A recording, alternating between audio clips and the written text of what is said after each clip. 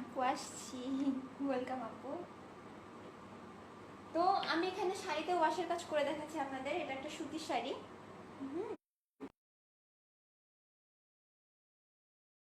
এই সেম প্রসেসে আপনারা মসলিনে ওয়াশের কাজ করতে পারবেন।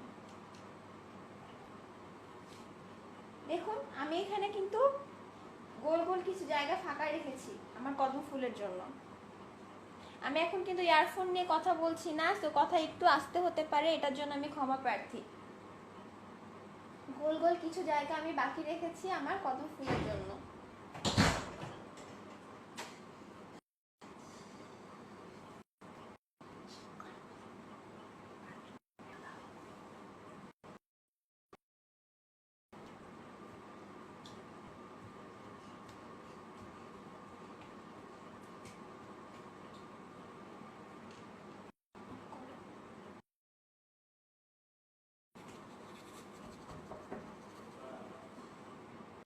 দুই কোনা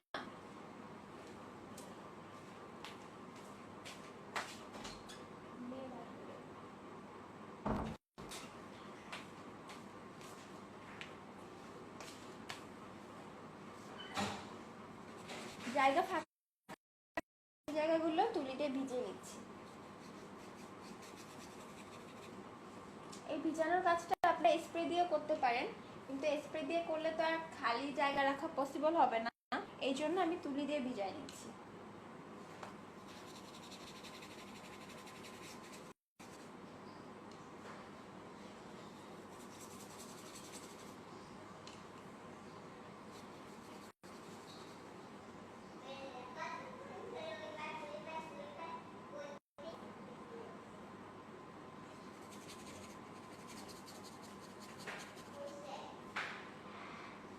ভিডিও কি ক্লিয়ার? সবার দেখতে আর শুনতে অসুবিধা হচ্ছে না তো?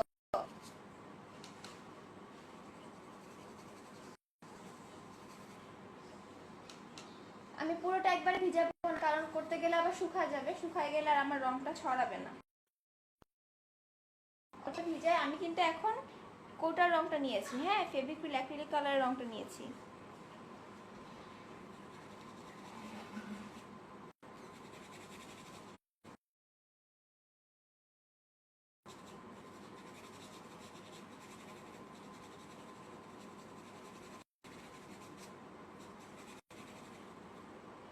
প্রথমে সবুজ রংটা দিয়ে নিচ্ছি।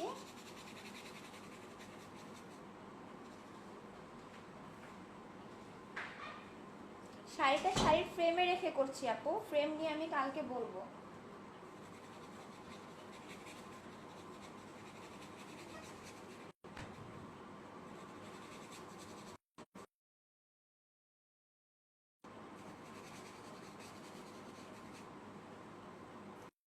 পায়জামা পরা লাগে না, না খালি খেলে পায়জামাটা ময়লা করতেছে।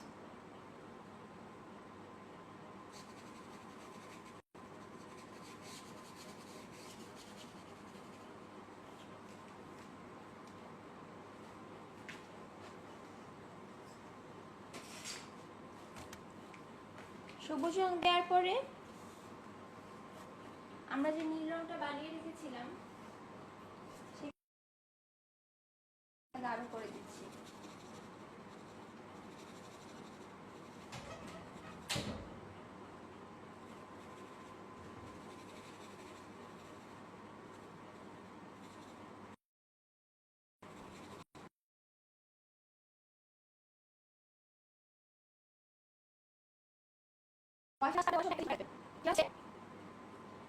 রংটা করার পরে এই পুরো রংটাই কিন্তু এখানে ব্লেন্ড করা যাবে না। রংটা ফার্স্টে আমরা সাইডে লাগাবো, এক জায়গায় লাগাবো, লাগানোর পরে এর চারপাশ থেকে ব্লেন্ডিংটা করব। এই চারপাশ থেকে ব্লেন্ডিংটা করব।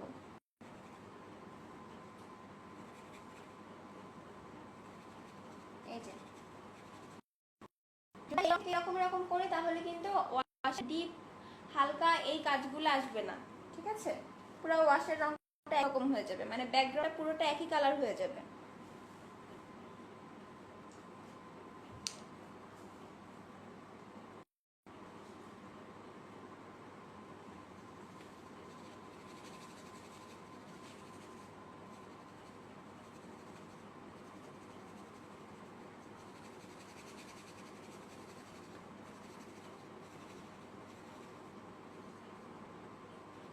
তুলি দিয়ে টান দিয়ে দিয়ে আমি পাতা শেপ করে নিচ্ছি।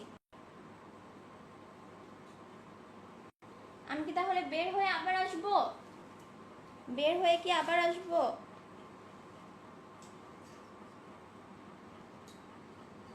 লাইভ ক্লোজ করব, বের হব? তাড়াতাড়ি বলেন আপুরা। লাইভ এটা শেষ করে দিয়ে ক্লোজ করে আবার আসবো আমি লাইভে।